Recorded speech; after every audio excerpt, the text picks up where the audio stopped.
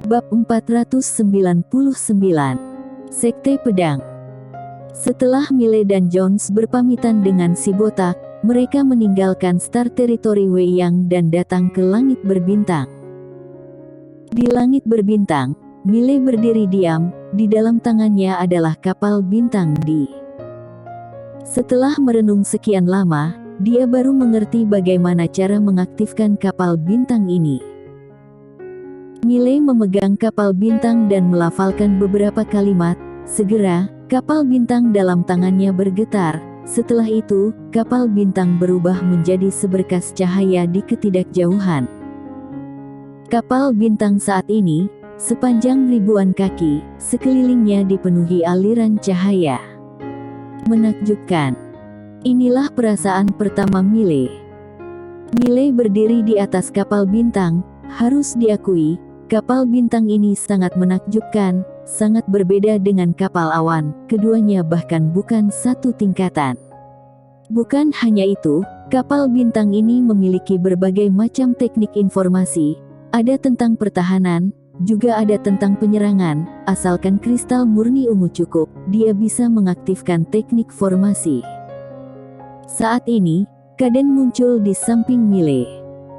Miley menatap Kaden. Kaden berkata dengan nada rendah, "Ayo pergi." Miley berkata, "Kemarilah kamu." Kaden sedikit mengangguk. Segera, kapal bintang bergerak, terbang ke kedalaman langit berbintang. Sangat lambat pada awalnya. Miley berbalik menatap ke bawah.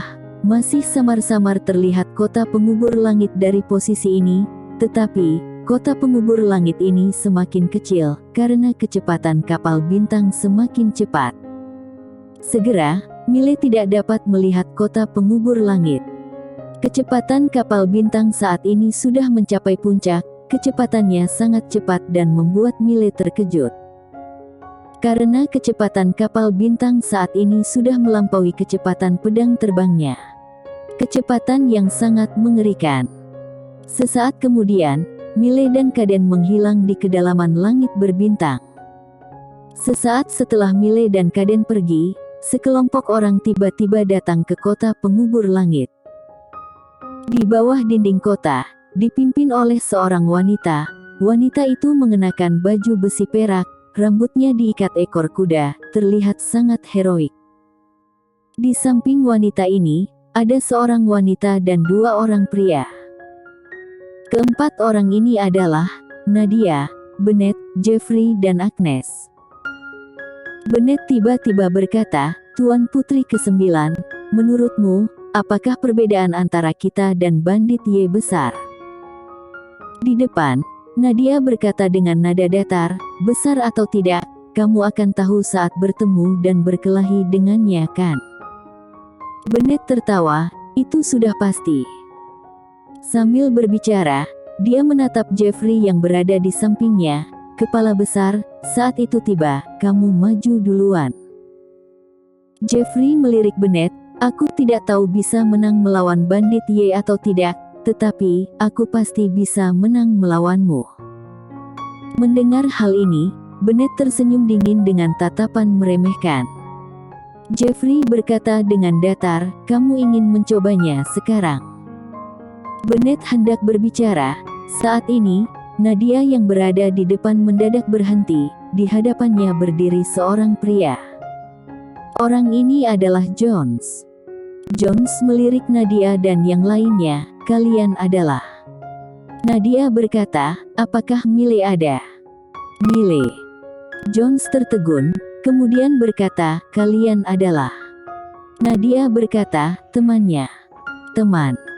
Kewaspadaan di mata Jones menghilang. Dia tersenyum dan berkata, "Kalian datang terlambat. Miley sudah pergi." "Sudah pergi." Bennett meloncat ke hadapan Jones dalam sekejap. "Dia pergi kemana?" Jones berkata, "Tidak tahu pastinya, tetapi, kelak dia akan ke kota Senwu." "Kota Senwu." Bennett dan yang lainnya saling menatap. Akhirnya, Nadia berkata dengan sungguh-sungguh, "Jauhkah?" Jones mengangguk, "Sangat jauh."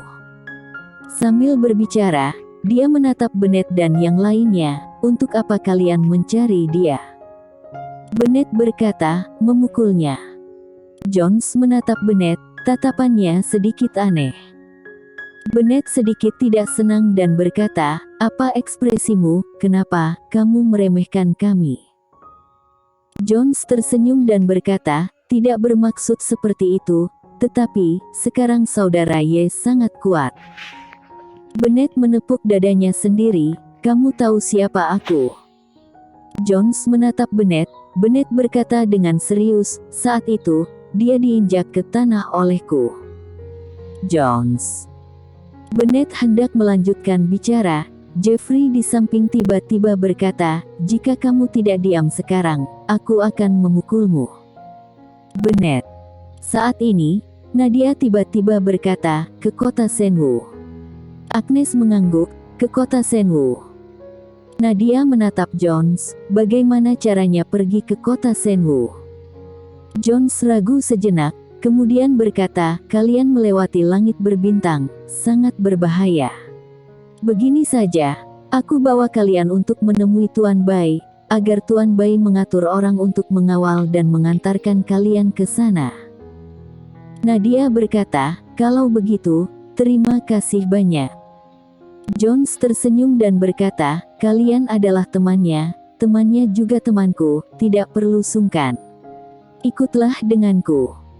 Segera, Jones membawa Nadia dan yang lainnya menemui Tuan Bai. 2 jam kemudian, sebuah kapal bintang berangkat dari kota pengubur langit. Di atas kapal bintang adalah Nadia dan yang lainnya, ditambah Jones. Tujuan sekelompok orang ini adalah kota Senwu. Di atas kapal bintang, Bennett mendadak berteriak, kota Senwu, aku datang, gemetarlah. Saat ini, Jeffrey menendang badan Bennett. Di langit berbintang, setiap tempat yang dilewati oleh kapal bintang sama sekali tidak memperdulikan lubang hitam dan batu kacau ruang hampa. Miley berdiri di ujung kapal, dia melihat ke kejauhan langit berbintang, berkata dengan nada rendah, saudara Kaden, apakah orang-orang klan dewa sangat angkuh? Kaden berkata, bukan angkuh biasa. Kamu harus siap mental. Miley berkata, saudara adakah harta berharga di klan dewa? Harta berharga yang sangat khusus, aku hanya bertanya. Kaden berkata dengan datar, itu adalah tujuan utamamu kan? Miley berkata dengan serius, kamu berpikir terlalu buruk tentangku. Aku, Miley bukanlah. Berhenti. Kaden mendadak berkata, kamu jangan bicara omong kosong denganku, kamu tahu siapa dirimu. Miley. Kaden tiba-tiba berkata, klan dewa memang memiliki sebuah harta berharga. Miley buru-buru bertanya, apa? Kaden berkata dengan serius, tahta raja. Miley bertanya, apa itu? Kaden berkata, itu sebuah kursi. Miley bertanya, apa kegunaannya? Kaden berkata, tidak tahu. Sudut mulut Miley berkedut, kamu tidak tahu. Kenapa kamu tidak tahu? Kaden berkata dengan marah, aku belum pernah mendudukinya, bagaimana aku bisa tahu? Miley. Kaden kembali berkata, tahta raja ini adalah harta berharga klan dewa, hanya ketua klan dewa yang bisa mendudukinya, aku juga tidak tahu seberapa kuat benda itu. Miley tersenyum dan berkata, apakah sekuat pagodaku ini? Kaden berkata dengan datar, apa yang kamu sombongkan? Bisakah kamu menyusun pagoda ini? Kelak jika kamu mati, penyebabnya pasti pagoda ini. Mengatakan hal ini, dia berhenti sejenak, kemudian kembali berkata, bocah, dari mana kamu mendapatkan pagoda ini? Miley berkata, diberikan oleh orang. Kaden. Setelah berbicara sebentar dengan Kaden, Miley menyerahkan kapal bintang kepada Kaden, kemudian dia kembali ke kamarnya untuk berlatih.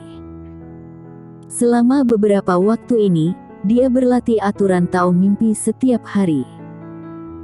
Lebih tepatnya, Dia mempelajari 3 aturan Tao ini setiap hari.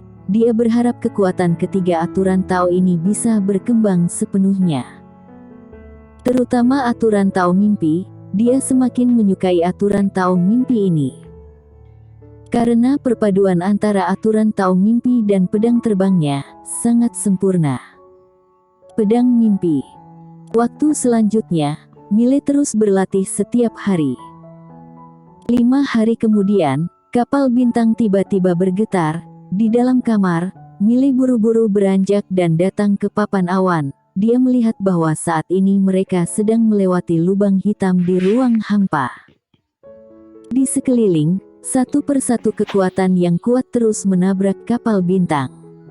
Kekuatan ini sangat kuat dan membuatnya sedikit takut. Jika ini kapal bintang biasa, takutnya dia sudah hancur sejak awal.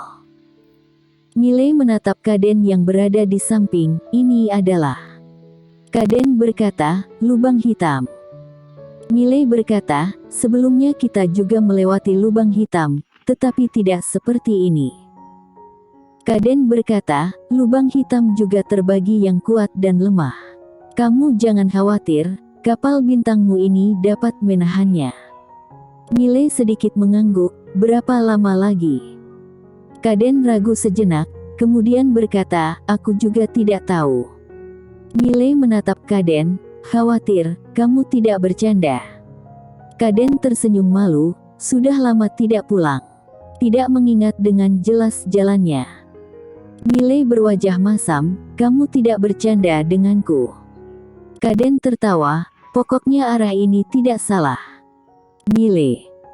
Persis seperti itu, sekitar 2 jam kemudian, kapal bintang melewati lubang hitam dan sampai di dalam Star Territory. Kaden buru-buru menatap sekeliling, setelah melihat, dia mengerutkan kening. Mile bertanya, kenapa? Kaden berkata, sepertinya cukup familiar. Mile berkata, di sinikah? Kaden berkata dengan sungguh-sungguh, lihat-lihat dulu. Mile mengangguk, kemudian dia mengaktifkan kapal bintang dan terbang ke depan. Mile menyadari bahwa langit berbintang di sekitar sangat tenang, dan juga, tidak ada sedikit pun aura kehidupan. Bukan hanya itu, energi spiritual Star Territory ini sangat sedikit. Saat ini, Kaden yang berada di samping Mile tiba-tiba berkata, saat klan dewa mengalami masalah, klan Baka mengambil kesempatan untuk masuk, dan aku juga dikurung di dalam Infernal Purgatory. Setelah bertahun-tahun, seharusnya sudah terjadi banyak perubahan di wilayah dewa. Semoga masih ada klan dewa yang tersisa. Mile berkata, klan dewa mengalami masalah. Apakah masalah Jen itu?